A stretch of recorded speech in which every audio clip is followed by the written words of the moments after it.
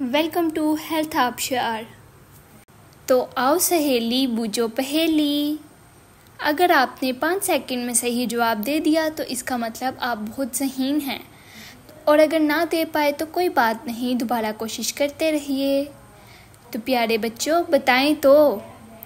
हरी थी मन भरी थी, 9 लाख मोती जड़ी थी, राजा जी के बाग में 2 शाला औरें खड़ी थी। तो बताएं बच्चों क्या है ये?